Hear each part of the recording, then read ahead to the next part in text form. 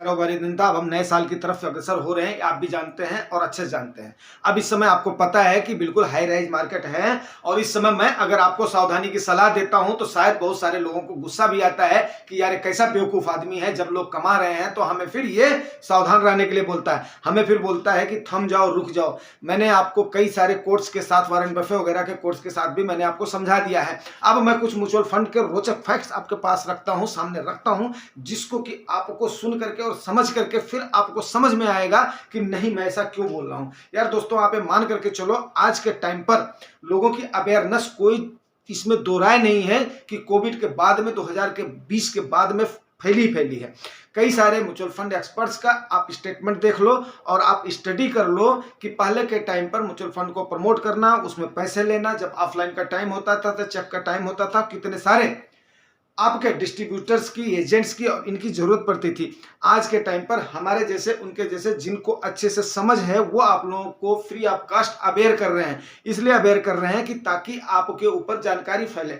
जो इस प्रकार का काम कर रहे हैं उनका कोई उद्देश्य नहीं है कि वो आपके माध्यम से कोई पैसा कमाए। कुछ लोग हैं जो कि अब लोगों के भोले भालेपन का नाजायज फायदा उठाते हैं, मैं उस पर नहीं जाऊंगा। आज मैं रोचक फैक्ट की बात करता हूं।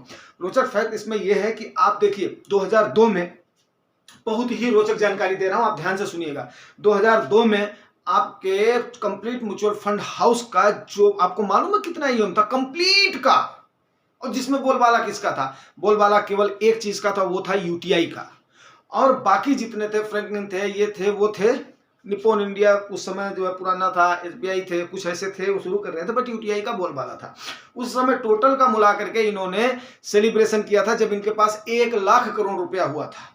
ठीक है, फिर उसके बाद में इसका एयूएम बढ़ करके कितना हुआ है? 6 लाख करोड़ हुआ है, फिर ये बहुत खुश हुए हैं। उसके बाद में इनका 12 लाख करोड़ हुआ है, फिर ये बहुत खुश हुए हैं।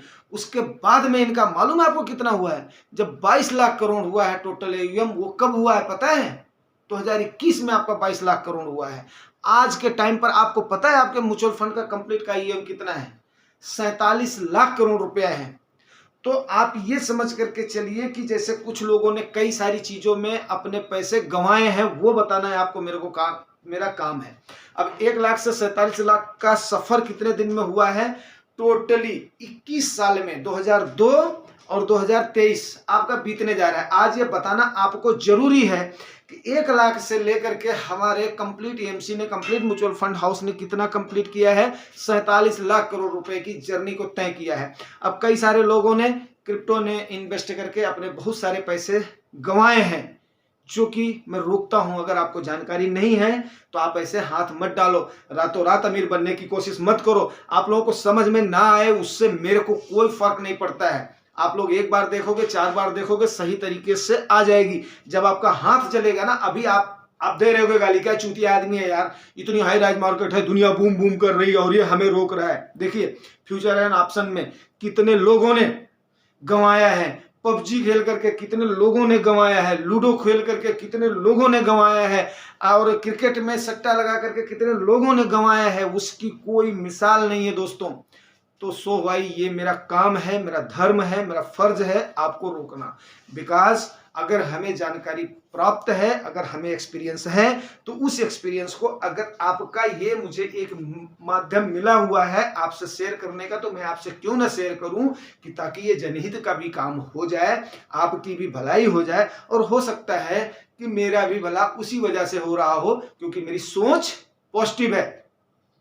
तो अब आपका आज के टाइम पर, जबकि कई लोगों ने, समझदार लोगों ने अपने एसआईपी, समझदार बोलो या जो भी बोलो, उन्होंने क्या किया है कि अपने एसआईपी के अमाउंट को कुछ कम कर दिया है, फिर भी पर मंथ 17,000 करोड़ रुपए की आंख मूंद करके एसआईपी आ रही है। तो इतना ह्यूज अगर इनफ्लो हो रहा है मार्केट में, तो कौन रोक सकता है अपने इसको? आप देखिए हमारे रिटेल इन्वेस्टर्स इतने जागरूक हो गए हैं कि उन्होंने एफआईआई को घुटने टेकने पर मजबूर कर दिया है।